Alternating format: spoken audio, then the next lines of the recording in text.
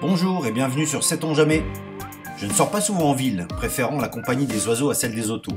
Mais lors de mes rares virées au resto, au bar, concert ou au ciné, je ne me vois pas emporter mon sac EDC de 20 litres.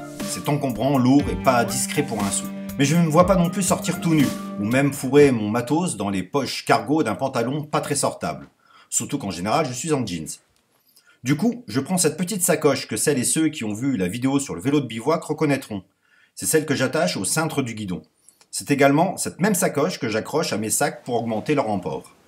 J'y refixe donc la sangle fournie pour la transformer en un EDC raisonnable pour la situation et transportable en bandoulière. Avant de dépouiller mon sac à dos, je vais commencer par les éléments qui restent toujours dans cette sacoche, parce qu'ils sont peu onéreux et qu'on peut donc se permettre de les avoir en plusieurs exemplaires. Des mouchoirs en papier, quelques mètres de scotch tissé, 3 mètres de cordelette, un masque anti-poussière, un câble USB, un porte-mine et un stylo pressurisé. Ensuite, il ne reste qu'à ouvrir la poche administration de mon sac à dos pour y puiser les items qui me paraissent importants dans le contexte d'une sortie urbaine. Le contexte, justement.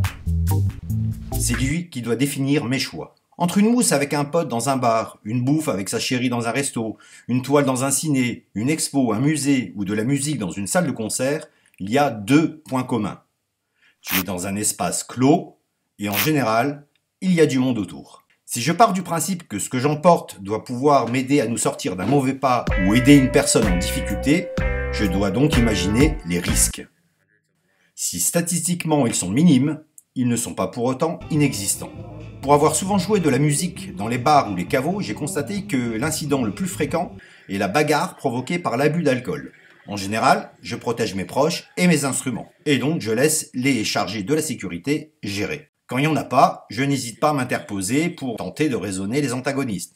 Et oui, j'ai plus le côté éducateur que démolisseur. J'ai quand même pris quelques coups, plus ou moins volontaires, mais je n'ai jamais eu à me battre et encore moins à sortir une lame. Faut-il pour autant ignorer la recrudescence des attentats, des accès de violence, des gestes désespérés? L'actualité ne cesse de montrer que personne n'est à l'abri de ces actes de folie. Mais serais-je capable de neutraliser, au risque de le tuer, un individu armé et qui n'a rien à perdre?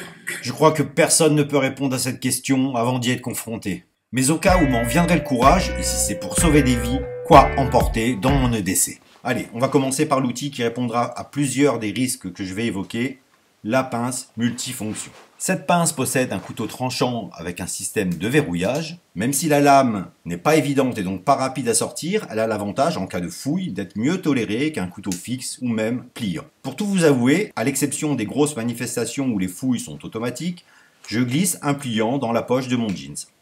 Au mieux, ça fait un bon couteau pour le resto, au pire, une lame qui se sort rapidement. Mais si c'est pas les hommes qui partent en vrille, quel autre danger peut nous surprendre dans ce genre d'endroit?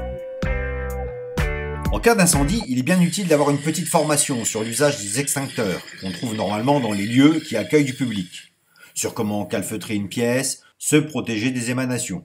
Ceci dit, quand je suis dans un endroit nouveau et donc inconnu, je profite toujours d'aller aux toilettes pour repérer le ou les issues de secours, ainsi que les fenêtres. Et tant qu'à faire, je mémorise le plan d'évacuation que la loi oblige d'afficher. Ce n'est pas de la parano, juste une précaution qui ne prend que quelques secondes et qui permet de profiter de la soirée. Poursuivons cependant l'anticipation. Si on ne peut pas sortir au plus vite, que les flammes rendent impossible le passage vers une sortie, il faut prévoir de se protéger. En plus du buff ou du chèche que je porte souvent autour du cou, j'ai déjà présenté le masque anti-poussière pour protéger les voies respiratoires de la personne qui m'accompagne. Pour protéger son corps des flammes, la tentation est grande de s'envelopper dans une couverture de survie. Mais contrairement à une couverture anti-feu, qui malheureusement ne rentre pas dans cette pochette, le matériau des couvertures de survie est hautement inflammable. Tout comme les vêtements qui sont le plus souvent synthétiques. Une virée en ville est peut-être l'occasion de ressortir son blouson en cuir ou même en jeans. Mais restons concentrés sur le contenu de cette sacoche. Le seul vêtement que j'y glisse est la main droite de cette paire de gants en cuir. Indispensable dans les bois, les gants peuvent être de bons alliés en cas de sinistre. Pour manipuler un objet brûlant ou coupant, ou pour se protéger les mains, la main en l'occurrence, quand on se sert intensivement des outils de la pince multifonction. Pour traverser un écran de fumée, se diriger dans l'obscurité, car feu et électricité ne font pas bon ménage, il faut une lampe solide, fiable et puissante, avec un bandeau pour libérer les mains. Cet Armitec que j'ai déjà présenté répond à tous ces critères. Il existe bien sûr d'autres modèles et d'autres marques dans cette catégorie. Une lampe plus compacte mais aussi puissante, d'au moins 1000 lumens, pourra également convenir.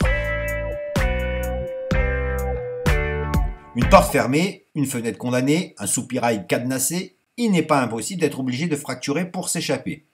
Et voilà le retour du multitools. Pour impacter, casser une vitre, la scie à métaux peut venir à bout d'une chaîne ou d'un cadenas, pas trop gros évidemment, un bon cruciforme et des plats pour dévisser, la pince pour déboulonner, la scie à bois, sait-on jamais. Cet outil ne fera pas le poids contre une porte blindée, mais permettra de faire sauter deux petites sécurités, impossible pourtant à débloquer à main nue. Selon moi, s'il y a bien un item sur lequel tu dois pouvoir compter, c'est bien celui-ci. Après en avoir cassé plusieurs bon marché, ma compagne, qui est souvent de bons conseils, m'a offert ce modèle suisse. C'est vrai qu'au bout de 3 ou 4 à 30 balles, c'est pas rentable. Mieux vaut mettre 100 à 130 € dans un Victorinox ou un Letterman que tu garderas à vie et qui peut aussi te la sauver, la vie. Si on doit rester coincé quelque temps, pour je ne sais quelle raison, il faut pouvoir s'éclairer, se signaler et communiquer. Je prends donc une petite powerbank qui me permet de recharger la lampe ainsi que le téléphone. Téléphone que je transporte dans une poche de vêtements. Mais le plus souvent, cette batterie auxiliaire dépanne un copain en rade. Pour ce qui est de signaler, je compte sur ma voix et sur la pince pour faire du bruit. Reste l'éternelle question de l'hydratation. Malheureusement, même la plus petite des gourdes ne rentre pas dans cette pochette. En revanche, elle peut trouver sa place dans une poche de veste ou dans un sac à main. En plus de la cordelette, qui se trouve déjà dans la sacoche, et qui peut le cas échéant remplacer un lacet cassé, je prends ma cheville couturière pour pouvoir recoudre un vêtement ou une chaussure.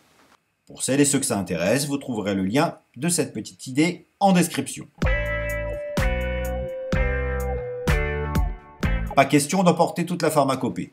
En plus d'un flacon de gel hydroalcoolique, je me contente d'une dose d'antiseptique, de 2 pansements, de strips et de 2-3 cachets, antidouleurs, antivomitifs. En ville, les secours arrivent vite en cas de gros pépins. Pour autant, chaque citoyen devrait être en mesure de prodiguer les gestes qui peuvent sauver une vie. Pour cela, il faudrait qu'il soit enseigné et revu chaque année, à l'école comme au boulot.